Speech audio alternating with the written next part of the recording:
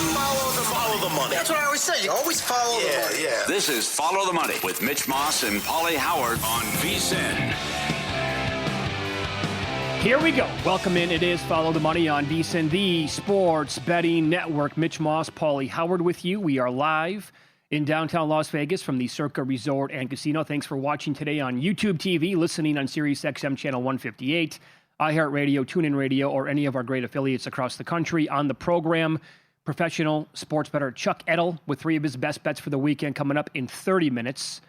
VSiN host Mike Somich, an hour from right now. He always has sides, totals, player props, ladders, the whole shebang. And Tony Rizzo on the program, legend in the Cleveland area, ESPN Radio in Cleveland. He'll be on the show after watching Joe Flacco get shipped out of that city to an intra-division rival last night, and he lit the Steelers on fire, Pauly. Mm-hmm. That is now three straight Thursday nights where the big dog has won outright, and in primetime games, 7 of the last 8 dogs winners as well. And I will say, I think so far, year to date, that's been the best game that we've had in the entire NFL. And there's a good chance that's going to be the best primetime game. I got reaction to this last night on X. People said, slow down, Cowboy. Bills-Ravens better? Ravens completely crapped the bed and fell apart in that game. Yeah. Last night was spectacular, man. Yeah, it was. And win-lose is going to be crazy. Oh, boy. With all the props that cash. A $100 parlay on the 4 tight ends to score was $97,000. How do we not think? It was crazy. Here's the thing. I never think Pat's been on a milk carton, that's why. Well, but not even Pat gets 2. I never would have thought of him. But we were all about how many times did we say that yesterday? It's going to be the tight end showdown tonight. But I'm not geared to think of same game parlays. Well, I also didn't think they all would score. To think about that as well. That the Smith. I know we had listeners who did. Yeah. Chris, who owns Naked City Pizza out here, dynamite, best wings in town, some of the best pizza as well. He listened yesterday. 83-1 parlay he cashed. Yeah, saw that. Excellent job. Well done.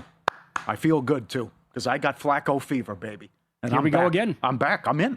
Absolutely. They can do this. Okay, you asked me again on Tuesday. Yeah. You said you were all in then. They're live, baby. They are. Well, how nuts do you want to get? Yeah, they're going to have a chance in all these games. It'd be nice if they could stop something at some point. But you might as well just trade Hendrickson because, he's hurt, and then what good is he because they're so bad defensively. But 342 and 3 touchdowns, and they just signed the guy. And then, we got the rushing game going finally. So as I said, if they protect him and give him time to throw, he's going to pick them apart. And he did.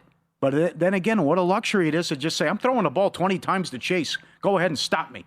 And how Pittsburgh decided to defend him, which was also egregious as well. But between Fant and Dre and Higgins and Chase, he's got a ton of weapons, man. And now you can just sit back there and sling it all day just to think. And boy, does Cleveland look terrible. They look like an absolute hot dog stand. Yeah, but here's the thing. And I know that Rizzo's going to go scorched earth in 90 minutes. This was never going to happen in Cleveland.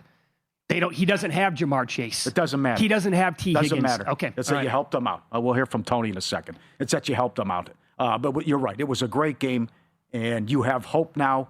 It wasn't like you came in and you didn't have a win when you made the trade. You still had 2 wins. So based on the schedule coming up, and who knows what happens when you play Baltimore too. Can you imagine those games if everyone's healthy? You've got to put up a 60 for a total when they play coming up on Thanksgiving. But it's just, we thought the Steelers were fugazi. And again, the thing that continues to bother me is what's going on the defensive side of the ball, what happened in week 1 against the Jets. And I don't understand why Metcalf has a 40-yard catch on the first drive, and then you don't hear from him again.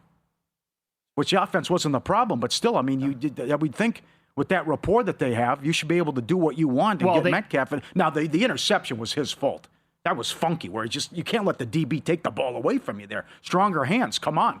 But that game was awesome. Well, and here's the reason why I think Metcalf probably did not have a zillion yards last night. The Bengals are the worst team at guarding tight ends. And every tight end was eating last night. Yeah. Literally 3 of those scored touchdowns for Pittsburgh.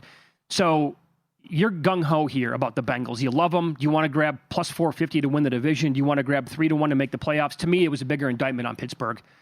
Thought that they were fugazi going into the game, and oh my God, was that solidified last night. Okay, yeah, but what about the second half against Green Bay, though? They could have won that game. They were in position to get the ball back down 6. Yeah. after they were down big. I also don't agree. I don't agree with how good people think Green Bay is. Yeah. And I don't want to poo-poo everything that the Bengals did, but I will remind you though, the first 7, 8, 10 minutes of that game, it was a comedy of errors. You want to talk about a team screwing everything up to begin a game? It was Cincinnati. Missed tackles, blown assignments, drop passes. Yeah. It was one thing after another.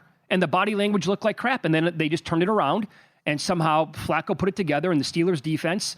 And overall, they are completely overrated, and they're going absolutely nowhere this year.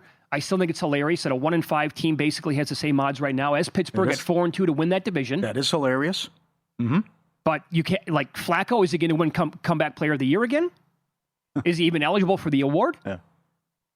But I'm not. How about the fact that he's beat the Steelers with every team in the division? Right. That'll never happen again. That's awesome. But Jets, Bears, Steelers, Patriots coming up.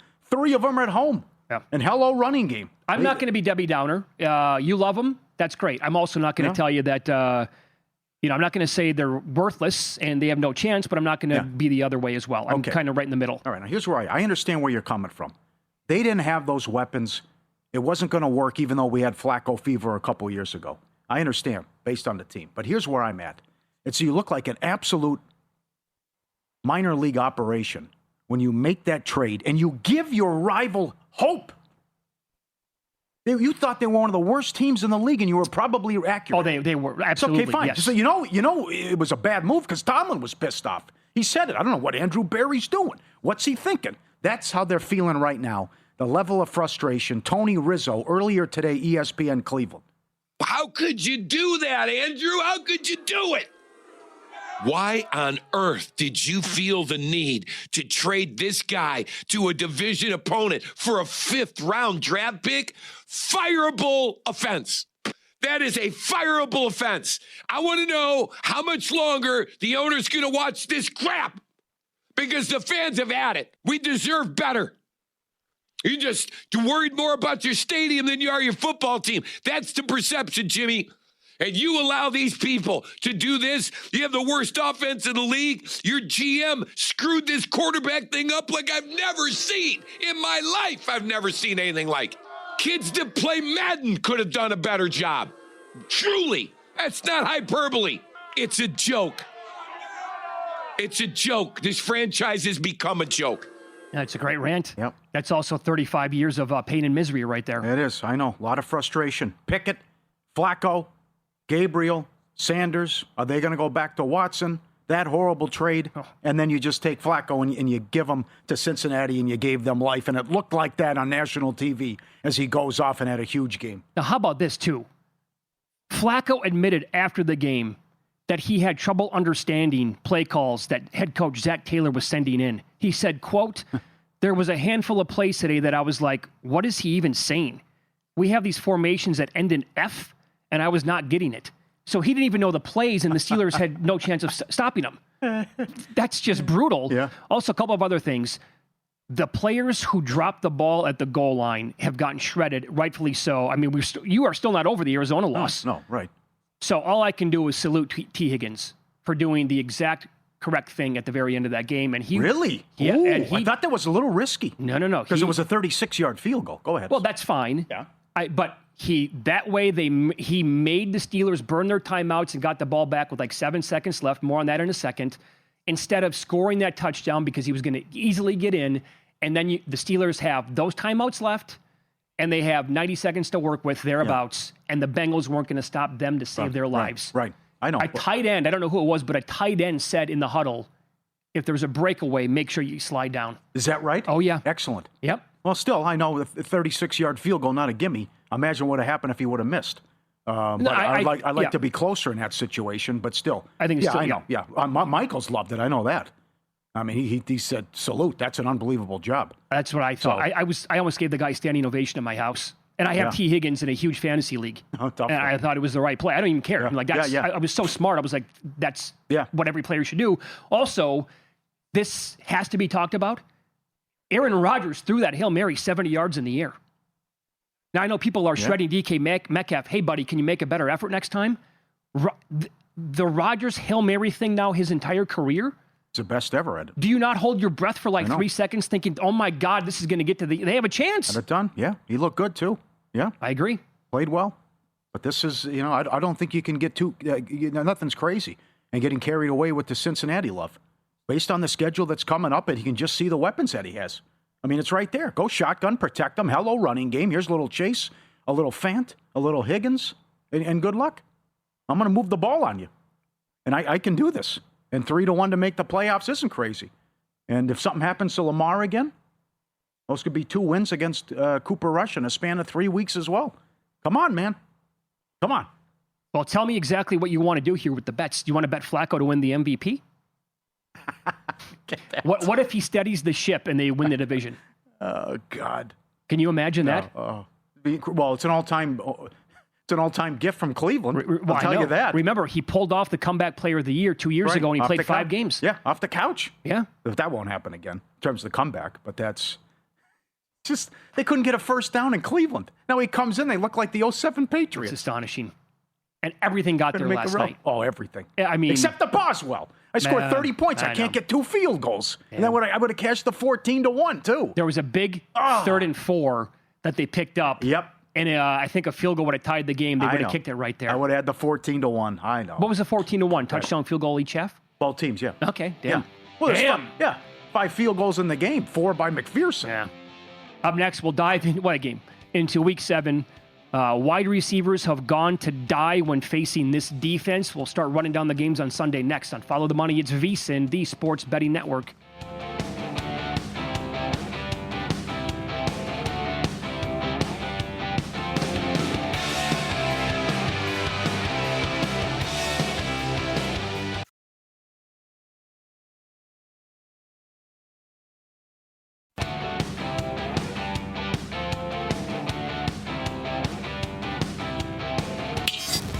This is Follow the Money on VSiN. Welcome back here on a Football Friday, Week 7 slate. And we have another London game. By the way, Pauly and I will be on the air, as we are every Sunday now during the football season, with the VSiN Pro Football Tailgate Show. That is from 9 a.m. to noon Eastern, 6 a.m. to 9 a.m. out here on the West Coast. So Rams, Jags will be the latest game that we get to talk about from a live betting standpoint, Pauly, when we're on the air. I want to really like this game, but no Puka Nacua. Not going to be involved in this game. Stinks for various reasons. But they are 3 now, pretty much across the board. I do see a 3.5 out there. I bet the under right away this week at 45. I know the opener was 48.5 that I saw, I believe, at DraftKings. It's now 44.5. Yeah. Still dropping, but Puka's injury, part of the reason why I wanted to get on that. That's the bet that I have in pocket for this game. Also, Devin Lloyd is out. Trayvon Walker is hurt for Jacksonville. And I guess, the Devontae Adams props now, probably too late to bet those bad boys because they are to the moon at this point. Yeah, I'm on Hunter over. As we talked about with the comments from Cohen, McVay has played 2 international games, and they were 2 blowouts. So he was excellent in those 2 games. As we've talked about many times, favorites have crushed it in the international games, 38-14-1 straight up. Does Jacksonville force some turnovers here? I still think you're higher on them than I am, but I go back to that San Francisco loss and what happened up to this point in the season where they lead in the league in takeaways, and then has had a lot to do with their record. It was a bad performance last week on offense and on both sides of the ball, but they're 4-28 going back straight up when they don't force a turnover. So I think you have to like Stafford here, even though he's playing a good team and his record's horrendous against teams that finish the season with a winning record. But the loss of Puka's huge. I'm with you on the under, even though it's moved. But a lot of stuff pointing to McVay here and the coaching edge, as he's done this before, and McVay has seen it all in his career, being an NFL coach and a longtime assistant. I think the Rams will somehow find a way to win and maybe take it away a couple times from Lawrence. Well, hoping so, based on futures that I have as well on this Rams team. The Jags also, think about this, they allow 266 passing yards per game. That's one of the biggest numbers allowed to opposing quarterbacks in the entire league, but they have 10 INTs, to your point. 10 INTs through 6 games. One of the biggest numbers that you're going to find in all of football. When you flip it around and look at the Rams, now, for the most part, Jacksonville has been really good at running the football this year. It's coming back to the pack now a little bit, but the Rams are really good against the run, and they have allowed 0 rushing touchdowns to running backs on the entire year. That's something to keep in mind when you're looking at Etienne or maybe fantasy this week. And when it comes down to Jacksonville and some player props, Jacksonville has allowed the 7th most receiving yards to backs, and now they're taking on Kyron Williams and the Rams with no Puka Nacua in this game. So I believe the number is still around 16.5. I bet that over today, minus 118, with no Devin Lloyd in the game as well. He has 18 catches on 23 targets so far this year, and he has cleared 16.5 in 4 straight games. They've also, speaking of the Jags, they've allowed the 7th most receiving yards to tight ends in this spot. But I just, again, not a big Trevor Lawrence guy. I want to keep giving him a pass and thinking, okay, this is going to be the year, but it never really pops. Yep. At Caesars, the first quarter total is 7.5. Both teams are 5-1 to the under in the first quarter. Okay. You want to do that to start off Sunday. We'll expand on that, by the way, later on the show. We got a lot of good stuff now. First quarter, first half, third quarter stuff as well after halftime. The Patriots are playing on the road against Tennessee. Are you like in love with New England like some people who I know this week? I'm talking moneyline parlays, teasers, and specifically Survivor. No, because the third straight road game has to scare you. And it's something they've never done, to win 3 straight road games. They got a help with Ridley out. That's a big blow. Key's out as well. But you also have the new coach angle, and anyone who comes in will do a better job than Callahan. So Tennessee is on an 0-10 ATS run at home. This is just unfathomable how bad they've been. And again, the great equalizer is the point spread. Right. But then they're on like a 3-21 ATS run and a point spread. And they're big dogs. They still can't even cover outside of that Mickey Mouse thing we saw with Arizona. So it's a tough game. I think May and the Patriots will move it. They got good news today with Diggs at practice, but I'm concerned about the spot. Number one, it should be get a good effort out of Tennessee, even though it's the Vrabel Bowl and he wants to stick it to him. But it's 3 straight road games. So this is tough. And the numbers don't. The numbers, you can imagine what they say. It doesn't go well for a team in New England spot. Right. Opta AI Stats, vsin.com. Go check it out today. They have their projections for basically every player, rushing, receiving, and passing yards, catches, that kind of thing at vsin.com. They project Hunter Henry to go over his prop by about 13 yards in this game. And I don't think, it's going to be a Drake May rushing game. The Titans have only allowed 71 yards to opposing quarterbacks on the ground on 30 carries. So they have been good at limiting quarterbacks taking off and getting yards that way. However, the Titans have allowed the 4th most yards to backs and a league-high 9 touchdowns. Yeah, I know, but who is it? I was going to say, you've been screaming from the mountaintops. Yeah, and I'm done. I'm done with the Henderson. Okay. I don't get it with the Stevenson stuff. He's not good and he fumbles all the time, but they keep running him out there. I know. Well, I got news for you here. It's happening on the ground again in this game. The question is, which guy do you want to bet on to make it happen? Mm-hmm. Again, based on how good they've been against quarterbacks, unless it's from the 1-yard line and they do a sneak with Drake May, it's going to have to be either Stevenson or Henderson. I could see if you're strong on New England, though. I mean, if you want to use them on moneyline parlay, Survivor, all that, just how well May's playing, and you're going against just an atrocious organization. All right. Said. They're at the bottom of everything. Yards, third down, penalties, everything. But maybe there's a change now that Callahan's out and they can finally look like a decent operation. But then you have the loss with Ridley as well. Oh, that's the thing, right? Do they get a new coach bump? Yeah, I don't know. Or are they just so bad? You think they have to based on, I think it was a lot on coaching and not putting the players in the best position and horrible play calling. That's what I think it was, too. I mean, I think that's going to help from day one coming in and help Cam Ward out on Sunday. Right. Can we call go ahead. I'm sorry, I was going to say one more thing. You don't think Vrabel's fired up? Oh, he has to be. Come on. He has to be laughing, too. But to extend the middle finger to him, it's like, okay, we were in the playoffs mix every year. We were a 1 seed. We won playoff games, and it wasn't good enough. And now look where you're at. Yeah, by the way, how many years ago was that? 4 or 5 years ago they were the 1 seed? Brian Tannehill, Derrick Henry? When Cincinnati went to the Super Bowl, they were the 1 seed and lost when McPherson made the game winner. Tennessee was the 1 seed. So that was either the pandemic year where they were doing that every single season or even beyond that.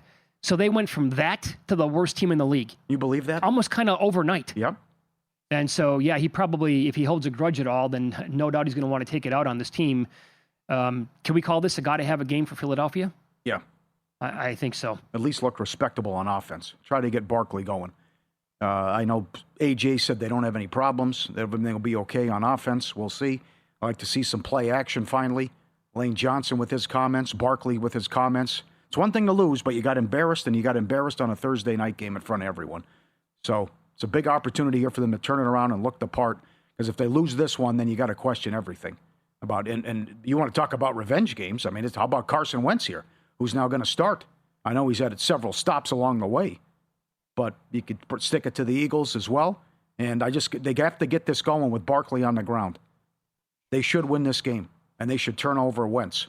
But that's easier said than done, and I was really disgusted with how Dart. Keep in mind, there are injuries on that team and no neighbors, and how Robinson and everyone went off in that game. They couldn't stop them. So how bad the defense looked. Right.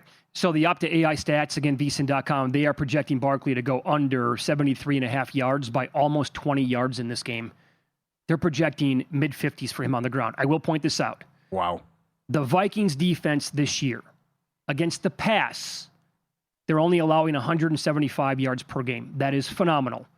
They've only allowed 73 yards on the ground to quarterbacks. Now they get Jalen Hurts. However, on that Barkley prop, this Minnesota defense has allowed the 12th most yards to backs, and they've only played 5 games. So that has been the weakness for this Minnesota defense. But this is the team I was talking about before the break, where wide receivers go to die this year against this Vikings defense. Wide receivers are averaging 12.2 fantasy points per game combined. 483 receiving yards all year long. That is it. So Paul Charchian came on yesterday, Fantasy Football Hall of Famer. Exquisite breakdown yet again. If you missed any of it, you can go back and listen to the Follow the Money podcast. He gave out Noah Fant, anytime touchdown, 3rd week in a row now, massive bomb that's hit from him.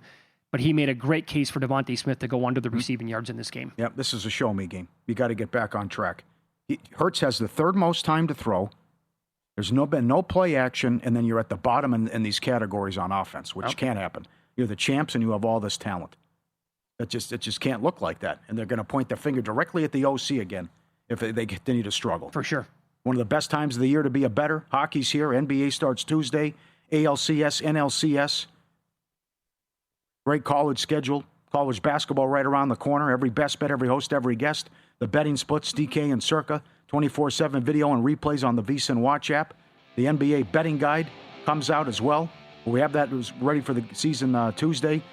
Start betting smarter today. $9.99 or save 50% with an annual plan. VSiN.com/subscribe. Get it now. Professional sports bettor Chuck Edel on the program next. Tied for 6th in the Friday Football Invitational here at Circa.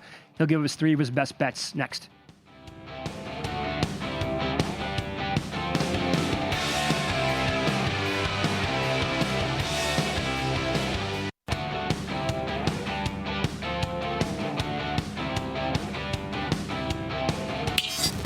This is Follow the Money on VSiN. All right, time to get some best bets here from professional sports bettor Chuck Edel, the defending champ in the Friday Football Circa Invitational. This year tied for 6th, 23-19 overall, 4-2 in his best bets. Joins us every single Friday at this time, and he is on the Progressive guest line. Chuck, good afternoon. Thanks for the time as always. How are you? Great. Yeah, glad to be here. Okay, we'll get a couple of college plays here momentarily, but let's begin with a bet that you like in the NFL. We're on the same side of this one. The Cleveland Browns are laying 2.5 at home against Miami. The total now has dropped a good 3.5 points to 37. What is your angle here on this game? Yeah, obviously the weather has a big part of the game. They're expecting 27 to 36 mile per hour winds, gusting from 50 to 60. They're saying 100% chance of rain. So it looks like one of those nasty days. And obviously it favors the under as well. And as you said, it's been bet down from 41.5 down to 37. It's probably still a good play at 37, but I didn't feel like I did grab some of that early. But I think it also favors Cleveland big time. You know, this Miami team has been built over the years on speed, big plays, going downfield. Cleveland's just the opposite. They're big, physical. They don't push the ball down the field, as we know. They like those short passes, and they like to pound the ball. The big advantage comes with the Cleveland defensive line. They're the best in the NFL. They're only allowing 3.1 yards per carry on rushing. Their defense is solid against the pass as well. Meanwhile, on the flip side, Miami is 30th in the NFL against the run.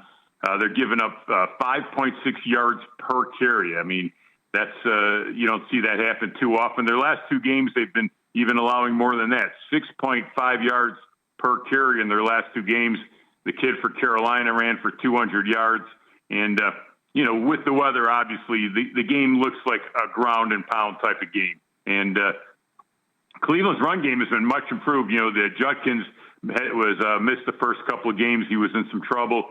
Since he's been playing, he's playing very well. It seems like he gets better every game you watch him. He's averaging 4.6 yards per carry. And Cleveland doesn't, they're set up for the short, quick passes. That's their offense. And so I think everything favors Cleveland, and then you throw in all the turmoil that's going on there in Miami. I mean, Tua complaining about guys not showing up for meetings. I mean, it's a little bit of a mess over there, as I'm sure you guys have talked about. So I think Cleveland on their home field -2.5 looks like a ripe spot to me. Okay, you're all about spots as well. BYU's off a double overtime thriller. They're at home against Utah. Utah was great. Has an easy time of it last week. How about the Utes laying 3? Yeah, I do like Utah here. BYU is 6-0. Utah's 5-1. Utah's had a much tougher schedule. Their only loss is to, I think, one of the most underrated teams in the country, Texas Tech. That's the Utah loss. Meanwhile, BYU's had a soft schedule. They've only beat one team with the winning record, and that was a game that went into double overtime with Arizona. Both teams are similar. They both like to run the ball. BYU does have some problems with athletic quarterbacks, and that's what Utah has. The kid who transferred from New Mexico, he could run the ball. They faced two of them this year. They faced West Virginia, who had a quarterback starting for the first time. He put up 89 yards on him, and then Salter, the kid for Colorado, he ran the ball very well versus BYU. Utah averages 5.6 yards per carry running the ball. Their defense is playing well, only allowing 13.8 points a game. They're averaging 39.5. Now, BYU's stats are similar. If you look at their offensive, defensive stats, they have some good numbers as well. But I think Utah, with a tougher schedule, they also have the edge with the speed. And BYU has had some problems with the speed. And this is another thing with BYU. With this coach over the Sataki, since he's been there, they have a horrible record versus top 25 teams. They're able to take advantage of some of these other teams, but when they step up in class, they've really struggled. I think Utah -3. I think they take care of business here. Okay, one more college game here, and it's Follow the Money here on VSiN, the Sports Betting Network. Our guest is professional sports bettor Chuck Edel, and he is on the Progressive guest line. Last year, Baylor and TCU played a game that had a lot of fireworks. Baylor got them 37-34 in that matchup. Total in this game is around 65. Are you expecting similar results here on Saturday? I am. It's a pretty simple handicap, when you really get down to it. But, you have two solid quarterbacks. The quarterback for Baylor, Robertson, leads the country in passing and touchdowns. And then the quarterback for TCU, Hoover, is second in the country throwing the ball and touchdowns. Baylor's offense has been great. They're averaging 494 yards a game, 9th in the country. And another thing that I always do look at when I'm playing a total is how many plays do they like to get off the game? And Baylor's playing very fast, 75.5 plays a game. Now they're going to go up against a TCU defense not playing well. They're giving up 5 yards per play. Last week, they gave up 41 points to a Kansas State, not a prolific offense. They gave up 41 points to them. And, TCU, they want to throw the ball, and so does Baylor. This season, TCU's thrown the ball 222 times compared to 182 rush attempts. In 4 of their last 5 games, they put up 35 or more points. Baylor's defense has given up 27 or more points to every Division I school they have played, and they haven't played an offense probably as good as this TCU offense is. And, in a competitive game, which, it's a 3-point line, looks like a very competitive game, I don't think neither team will be taking their foot off the gas pedal. If it was a blowout, if a team was favored by 17, you might say, well, they're going to be up by, let's say they're up by 2 touchdowns. They might take the air out of the ball. But this game, I don't see either team taking the foot off the gas pedal because it appears that on paper it's going to be a close game. I don't think they're going to be, burning up much clock. So I do like it to go over the total. Very good. Chuck, thanks so much for the time as always. Good luck in the contest this weekend, and overall, we appreciate the time. Thank you, guys. Appreciate it. There you go. He's the Chuck. defending champ here on the Friday Football Invitational at Circa and on VSiN. Tied for 6th, and right now 4-2 in his best bets. And Browns -2.5, Utah -3, Baylor TCU over 65. Are you coming around at all on enough to fire on the Browns this weekend? Yep. Okay. You got Miami in the elements. Tua's last 9 road neutral games, 1-8. He mentioned the controversy, and he comes out with the apology and what happened. Bad stuff going on in the locker room. I know the under took a hit, but with bad weather and the fact that Cleveland can't score as well, 11 straight games they haven't topped 17 points. Probably turned the ball over. Remember this game they played late last year. It was ugly. Miami got the win, but that was DTR, one of the worst quarterbacks in NFL history. But I'm coming around to Cleveland. And base, you just run the ball, and that should be enough. I also can't do anything with Waller props just because the weather's so bad. I don't disagree. Tua's got a hot dog arm, noodle arm. So if it's going to be that windy, he's not going to do anything through the air, and I can't go with Waller props. Well, the dump offs to 8chan will probably be there, but other than that, who knows? I can't even recommend Waddle, and I've been high on him the last couple of weeks. How about on the flip side, for Cleveland, David Njoku was out of this game. Mm-hmm. So that two-headed monster at tight end is going to be down to 1. His name is Harold Fannin. He's a dynamite rookie. Will Gabriel look just to here you go, 5 yards, boom, pal. That's it. Catches 4.5 for Fannin this week, and the yards are between 35. Definitely shop around as always, between 35.5 and 40.5 on Harold Fannin. Yeah, I'm with you on that. I think if anybody does anything in the air in this game, I think Fannin's the guy that I want to go to war with. But the Junkins prop, did you see where this went? It was 78.5 early in the week. It's now 93.5 in the game. So we thought that we had a big mover last night on DK Metcalf. It moved a good 8 yards. His rushing yards prop is now up a good 15 yards overall. And the Opta AI projections at vsin.com, they have him going way under. They're projecting 71 yards and only 16 attempts. The Miami defense can't stop anybody. What's your favorite stat? Carolina's lost 10 in a row, straight up, and ATS is a favorite. Cleveland hasn't scored more than 17 points 11 games in a row. Or when he's favored by more than a touchdown, Mahomes is 36-2 straight up going back. Give me your best one. I'm going to say the Brown stat. Yeah, because in today's NFL, and all these different quarterbacks you throw in there, and you still can't get it to work. Nothing works, and then they trade Flacco again, and that's why we played that soundbite from Tony Rizzo earlier, who's going to join the program on ESPN Cleveland. He lost his mind again today. Again, losing their mind for 3 decades. Can't get it right. How about the offensive line actually making it work last night, too? I know. That's crazy. What is going on? And the gashing them on the ground. Whatever they wanted. It's like a whole different team. I think that, the passing stuff, because Chase is so good, and Higgins is also, top-notch. I also don't mind Fant. I mean, as a receiving tight end, I think he'd be pretty good. I don't think the ground game is going to be a thing. I think that just, again, Pittsburgh alarms are going off here. Well, I would be concerned about Cincinnati's run defense, though, too. How easy that was for Warren. I mean, come on. Well, he just pitch played 15 yards. Sweep 15 yards. I know. Come on. Anything they wanted with him. Or the tight ends. Lordy. Win some, lose some coming up next. And mama, Pauly's going to detail the incredible bets that cashed last night during a phenomenal Thursday tilt here on VSiN.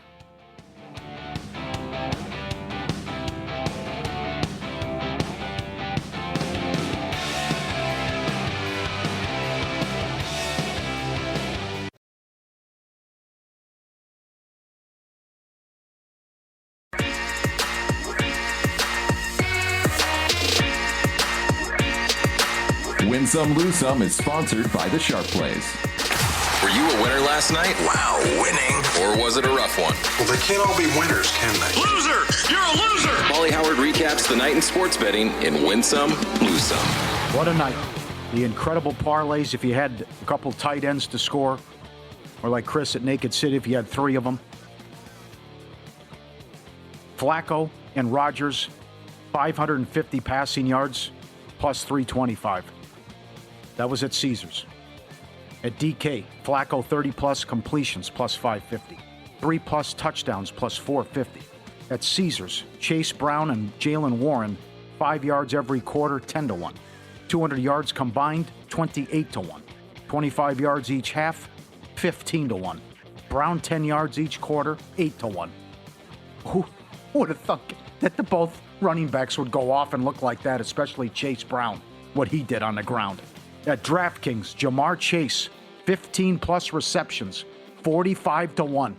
Kudos for that being offered. I'm telling you, I noticed that right away this season, and we don't have DraftKings in Nevada, but if you want a ladder, they are offering absolute bombs to go off for some of these guys. Now, is it happening all the time? Clearly not. But there was a ladder prop with like a rushing yards thing early in the year. It was Tyquan Thornton for the Chiefs. Guy had him at 46-1 for 90-plus yards. Yeah. Just take a look. Scroll over. Yeah, well said. Noah Fant anytime, 5-1. Washington, plus 350. Jonnu Smith, first touchdown, 18-1. Ryan Kramer did it again. What a run this guy's on. I had Washington. Damn. What a good call. And a good job by Rodgers to buy time and find him. Freiermuth, anytime, plus 650. 2 touchdowns, 75-1 at ESPN bet. Mitch saw 100. Would bet that. I don't know what he was, 100 yards. There's another one. I mean... Oh, sure. I mean, like betting him to score twice with 100 yards. He did not. He had, 8 catches going into the game? I think that's right. That's Circa. We got everything covered here. Chase scores, Bengals win, plus 675. Flacco 2 touchdowns, and they win 7-1. See, this is why all these tickets were so huge. Because not many people thought the Bengals could win other than us. But the other one is they didn't think the Bengals would look like that on offense because they've been so bad on offense. They didn't think it's going to go back to the old days with Joe Burrow. And they look like the Burrow Bengals out there, how good they were offensively. Right. Guerrero to go deep, 4-1. You got to bet walk today. Can't pitch to him. Naylor's on fire as well. I thought that last night. Yeah. He did not walk last night. Yeah. Naylor 6-1. He's on a 12 for 24 run. He also had the longest home run, 15-1. And Jimenez did it again, 16-1. Back to back, he goes deep. And there's just something about this ballpark, isn't it? I mean, they're 5-0 against them in Seattle, 42 runs and 11 home runs. Subscribe, be part of the team, vsin.com, our radio and podcast friends. You always want to see these tweets and videos at Pauly Does Vegas on Instagram. Send them in, we'll put you on. Look at this hit at Durango. Durango Casino. That is $10,000. That's 25-cent Ultimate X Aces and a kicker dealt on 5-play. All 4 multipliers. Oh, here's the feeling good all the time. That is great. Lock it up. Dealt. That's what happened. Just boom. Can't even touch anything. Yep. This is a great dog video. Thanks to everyone who sends them in to Pauly Does Vegas on Instagram. You guys are great. Can you see the guy here? There's my dog outside. I can't find my other dog. Have you seen him? Big pile of leaves. Can you get... Oh, there. Can you see, Mitch? Let me zoom in. There's the nose. Buried in the leaves. It's like the other one who just can't wait to get out of the car and jump in the pile of leaves. Might be the same dog, actually. You're right. Yeah, he's in there somewhere. And there he is. One dog just hanging out, the other guy in the big pile of leaves, just chilling and playing peekaboo. I was at the Palms. I was having a burger, like last Friday, and I ate the whole thing. And during the whole time I'm eating the burger, this dog walks. This dog's just walking with the owner, and he's got the vest on and everything, the bulldog, and he goes, "No more! I'm shutting it down. I've had enough." And he just lays down right next to the bar on the concrete, and I sat there, and I finished my burger, and he still hadn't moved. This guy's just saying, "No, I call the shots. This is enough for me." He just sat there. He gave up. He just started laying down on the ground, and he did not move. He goes, "I'm pooped. That's it." I got to take a video of this. This guy's had enough. My favorite part of the story is that you ate the entire burger. Yeah, that's right. Good job, Paul. Took that long. Okay, good. That is one tasty burger. And this is a great tweet. I don't know if he's just a fan or he covers the team. Today is the 21-year anniversary of Millar telling Dan Shaughnessy, "Don't let us get this one. We're down 3-0. You know, we got a Pedro going. We got Schilling. We can do this." Brew Crew Scoop on X. "Don't let us get this one tomorrow. We got Ashby, and then we got Ashby in Game 5, and Ashby in Game 6, and Ashby in Game 7. Anything can happen, right?" It's a great tweet. That is excellent. That's right. Did you love that? So ridiculous. They're going to come out with him again before the line moves. Sharp play's already there. Don't just follow the market. They help move it. You're not going to outsmart billion-dollar books or full-time sharps on your own. With the sharp plays, you don't have to. AI selections up 50 units. Real-time global betting info. Alerts directly from the pros. Unmatched transparency. Records updated daily. Sharpplays.com. Trusted by pros. Watched by the books. Get there now. Sharpplays.com. Have you bet either of the baseball games yet tonight? Yeah. Oh, they took Toronto. Yeah. They're now minus 110 here at Circa. Oops. Yep. I think you got to like them again tonight. I know. And it just, the whole series changed with Kirby, I felt. Because, again, the building's up for grabs. Rodriguez goes deep. You're up 2-0. If Kirby's Kirby, then that's going to be it. You're going to win the series 3-0, but then Toronto found life. The bats have been so good. Kirby had nothing, and you woke them up, and I just don't know what it is about this ballpark, why they've owned them. Won every game. It's one thing to go 5-0 in Seattle. They're kicking their ass, and how good they've been offensively. So I don't see how you can bet the under either. But it's also, I have Gossman rested, ready to go, and he was great in game one. Right. And the one thing that would help you here's the game plan. I don't know if they're going to do this. I go 4 with Miller. I get 4 out of Wu, and I turn it over to Munoz. Yeah, They're supposed to have Wu out of the bullpen. I don't know if they're going to get 4 out of Miller. Maybe, maybe not. I don't know that because, think about what happened in game one here. Gossman, again, solid. It wasn't his fault. Miller gave up that leadoff home run to Springer and then allowed nothing to happen after that. You think that Miller is going to be able to duplicate that tonight? I say little to zero chance. Will he go 5-6 strong and allow 1 run on a couple of hits, and that's it? And this team is on fire now. It took them a couple games. Well, but they're not going to strike out again, so they're going to make a ton of contact, and that's going to be a problem, I think, tonight for Miller. Well, this is just a killer. My best pitcher is not available. Or if he's finally available, I got to use him out of the pen. Yeah. But at least I could have him tonight. So, and I don't know what I'm going to get out of Wu either with the long layoff. Although it didn't bother Scherzer. I was wrong about that. Scherzer had the long layoff, and he was great. But he also fooled them. They were expecting gas, and he's throwing the slop and the off-speed stuff, and he caught him off guard. And I love it. That's what you do, Scherzer. Get out of here. Don't you come out of here. Turn around. It's my game. You're not taking me out. And it worked out. There was a slow motion. The lip readers were awesome last night. Basically what he was trying to tell the manager there, Schneider. Basically, get the hell out of here. Mm-hmm. You're not taking this from me. Get off my mound right now. Isn't this wild how this is flipped? Yeah. And this could happen. Now, it's actually, we've talked about how it's happened before. Only 3 times where you blow the first 2 at home and you come back to win. 4 times in playoff history, a road team has won every game of the series. And that happened in the World Series in one of them with Nationals and Astros. But the road team going back in the ALCS is on a 15-3 run. You got to keep them inside the ballpark. You got to get something strong out of Miller. And maybe the bats can wake up tonight. Get something early off Gossman, but easier said than done. Because this is completely flipped now. Oh, boy. This is wild. Yeah, but what's happened. we kind of saw this one coming as potential here, right? We talked about it early in the week. If one of these series could get flipped upside down, which one would it be? It would be the Blue Jays. Well, because they don't strike out. I know. I really liked Seattle yesterday, and I also was disappointed in Castillo, and I was disappointed in Wilson with the quick hook. Yeah. You don't go to Spire there.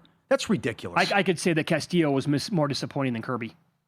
Okay, because he's been so good. That was yes. Yeah, I know, but it's not now okay. You're down 2-1. You go to the bullpen, and then the game's over.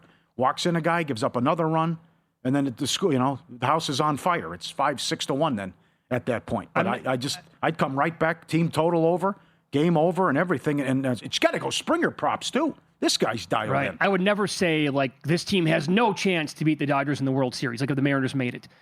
But I would really like the Dodgers in that series. Their starting pitchers would strike out the Mariners 1,000 times. I think the Blue Jays can give the Dodgers a run for their money. I agree. I think that's a tough matchup, and they would have home field. Put it this way. On that 7-1 ticket I have in the Dodgers, I would not hedge. I don't think if they play the Mariners. If they get the Blue Jays, I am going to hedge somehow. I'll take 1.5 games, or I might look at betting the Blue Jays. That's, the Dodgers need one more win, but this performance from the Brewers here, wildly disappointing. Milwaukee's 22-1 to come back. I wouldn't take that. A little more than that. Okay. Right. Take it. Well, 3 runs and 9 hits in the series. It's a tough one. It is. VSiN host Mike Somich on the program coming up next. He has sides, totals, player props, ladders, you name it for Week 7 in the NFL.